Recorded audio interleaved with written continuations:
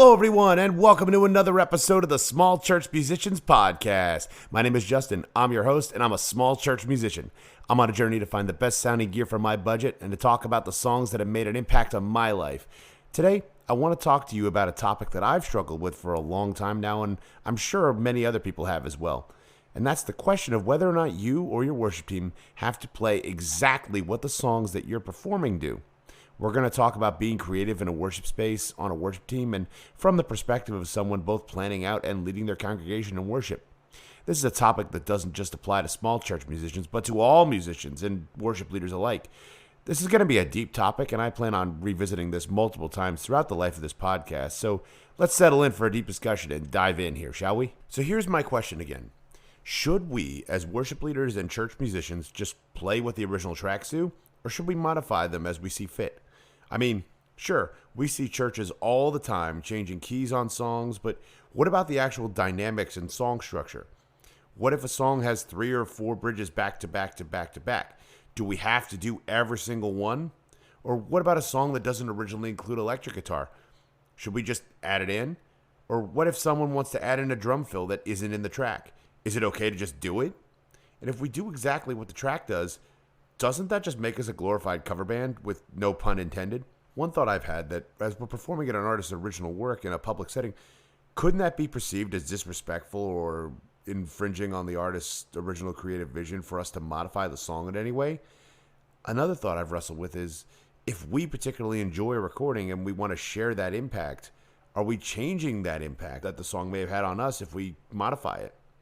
There's a lot going on here, and I've really struggled with this for a long time, and I want to talk about my thoughts here on the show with you all, but before I go any farther, I want to say, please feel free to discuss your own thoughts, opinions, and impressions on this topic, because I really want to hear from you all, and I want this to be a community-based discussion, and this is an ongoing discussion, so please feel free to sound off in the comments. So as I've said, one impression that I've gotten and struggled with throughout my time as a worship leader is that if we perform exactly what a track does, by that I mean we play in the same key, we play the exact same dynamics, same musical parts, same vocal patterns, doesn't that just make us glorified cover artists? And in a way, I have to answer yes, because that's exactly what we're doing, but we're going about it in a completely different way. At the end of every episode of the show, I say that we've been called by God to lead his people in worshiping him, and that's an awesome and humbling responsibility because we're doing this for God and not just for ourselves. So with that in mind, we're not just cover artists. We're playing these songs to help connect our congregations to him. We're helping to create a space where the people can meet with him in a real and meaningful way. Sure, some of us might get paid to do this job, but we're not getting paid in the same way that a band might get paid to play at a bar or a nightclub for entertainment. No, those of us that are paid to do this job do so because it's our position that we've been called to by God and by the church to lead his people in worship. It's our career. Even if we don't receive pay for what we do, it's our role that God has called us to as musicians and as artists. Let's pause for a moment and talk about that word, artist, and not just from a musical perspective. I mean, by our very nature, we as artists are creative people, and we naturally want to express our creativity through our instruments, both musical and non-musical. Side note, I'm absolutely fascinated by people who paint while leading worship, and it's a topic I really want to get into in a later episode, but let's continue. I really love Psalm 33, verse 3, where the psalmist says, "Sing to him a new song, play skillfully, and shout for joy." Specifically, let's focus on the words skillfully and play. To me, they have a double meaning. Obviously, they can refer to be skilled at what you do as you lead worship. But I also get the impression that it refers to creativity. And by that I mean using your knowledge to play with skill, but also to come up with original ideas while you play/lead. On that same note, the songs we're playing are original works and creative ideas written and composed by fellow artists and musicians. So this brings up the question again, is it disrespectful for us to change what they've done and recorded? And that's something I think we have to decide for ourselves as Christians and as musicians. I'm personally of the opinion that if we keep a song's original vocal melody and key musical moments, such as an intro, a solo, or a particular guitar part that make the song what it is, then we can feel free to modify the song accordingly to our individual congregation and team's needs. Now, I will never say to just drop the original melody and come up with your own, as cool as that might be, and power to those of us that have that kind of talent, because I certainly don't. but I think doing so changes the impact of a song and the entire impression that a song can give. Here's an example that I just encountered. At time of recording, this past weekend, Chris Tomlin released his Live from Good Friday album, where he had a bunch of guests join him on different vocal parts of songs, and one of which was a guest vocalist on God of Angel Armies. The singer, while incredible, completely changed the melody of the third verse and pre-chorus, which to me, as someone who's been a fan of this song for a long time and has led it in worship many times, changed the impact of that entire section of the song, and I don't know how I feel about it. It threw the entire meaning of that section off to me. So I don't think it's wrong when we do this, but I do think that the overall impact of the songs we sing can either be decreased or increased depending on what we do. So we need to take care when we're modifying the songs to our individual needs. Let me talk to you from a guitar player's perspective for a moment, even though I do that basically in every episode. In our creativity and our desire to play with skill for God as we lead His people in worshiping Him, there are plenty of times when we want to spice things up. We feel that passion, that fire from God in our playing, and we want to share that with the congregation, and we break into a really cool guitar solo that may or may not be in the original track. And then it brings up the question, is that appropriate? And I think it depends on the scenario. If you're doing it just to show off with a, look what I can do, church mentality, then I don't think you're doing it for the right reasons.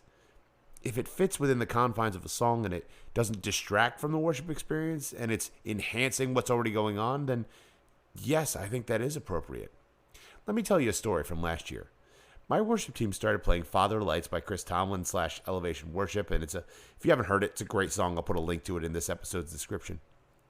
But if you've listened to the song before, you know there's a really cool little guitar solo in the Chris Tomlin arrangement.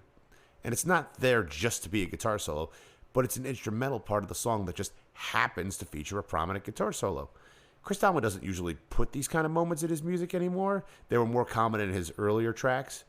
But I personally couldn't figure out just what Dan Carson, Chris Tomlin's lead guitar player, was doing, so I worked out my own little solo. It fit within the confines of the dynamics of the song just fine, but I personally felt there was more that I could do, and my music director said likewise. I knew I was capable of doing more creatively, and he wanted more there. He wanted to make the space longer, that little section for the guitar solo. What I'd been doing was pretty simplistic, and I'm of the opinion that less is more. But I wanted to push myself. I wanted to do more because I felt like there was more I could do there. I wanted to grow as a musician. So I sat down with our piano player and her son, who's an incredibly gifted cellist, and we reworked the solo so it would be longer and be more musically interesting, because the moment was so prominently featured. Before that, though, my thought was, I don't want to show off because that's not what I'm about as a musician and as a worship leader. That's not what we do. But I feel so called to express myself musically, to play with the skill for the Lord that I've been blessed with, and I want to give it all to God. I want to give all that I've got as a guitar player each and every week. And the rework we came up with added to the song, although there were plenty of times I fumbled it, but when I didn't fumble it, it sounded incredible. It made the solo feel more impactful and highlighted the song's original melody. Really quick, check it out.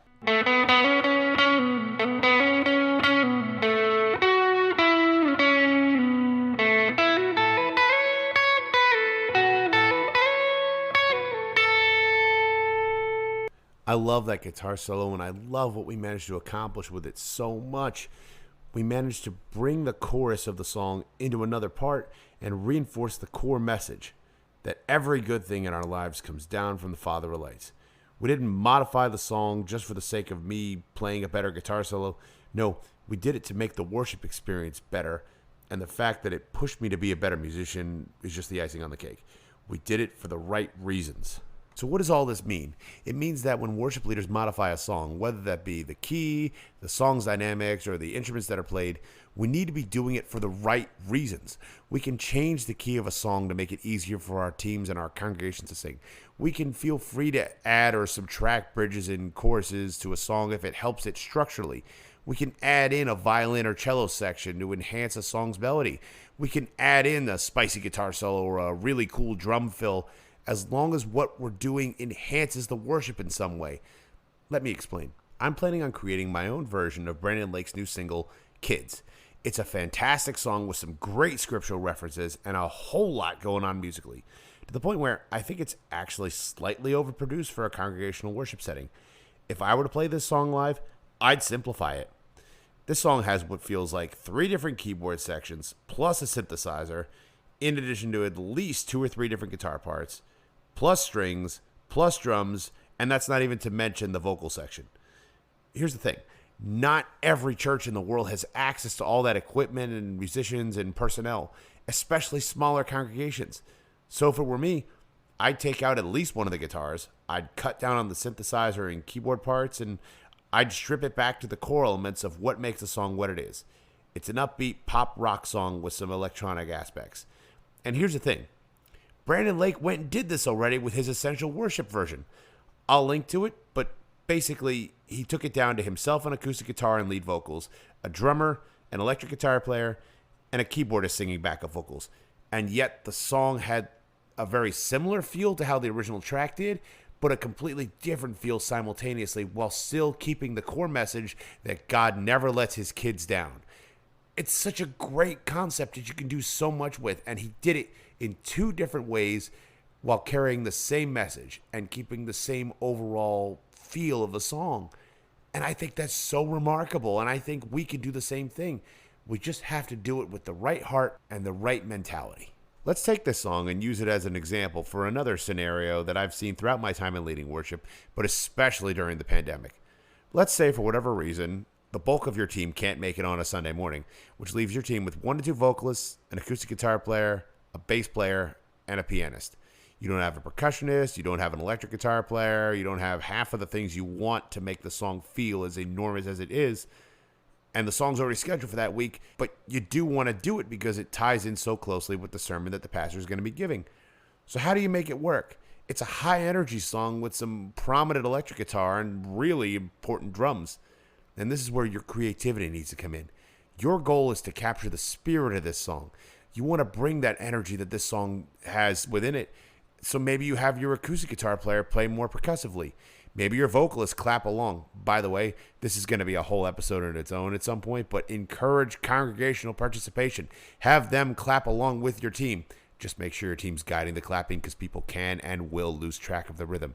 But regardless of what you do, make sure you bring the spirit of that song and make sure that Jesus is the center of your worship. And to paraphrase this song's lyrics, you may see the miracle worker work out a miracle.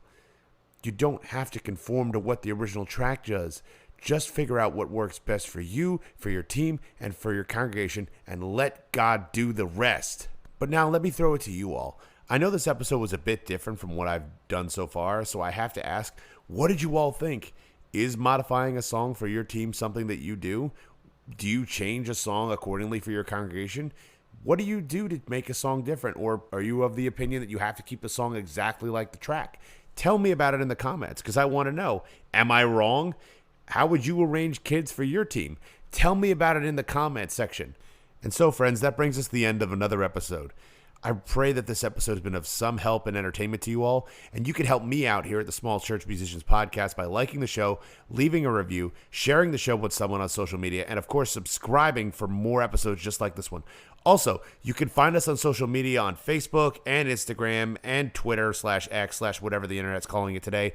Just search Small Church Musicians Podcast. There's also links to it on the Spotify profile page, so you can click there if you want to get directly to any of the pages. I upload new episodes of the show every single Tuesday between 2 and 4 p.m. Eastern Time, and on Sundays between 1 and 3 p.m. Eastern Time with my other series, Songs on My Radar. And so, friends, remember, my goal for this show is that it become a resource for everyone listening, but especially to my fellow small church-based worship leaders. We're all dealing with a unique set of challenges, but you need to know that you're not alone on the journey that you are walking. God has called each and every one of us to lead his people in worship, an awesome and humbling responsibility. And so, please know and please remember, you have friends, you have allies, you have resources on this road that you are walking.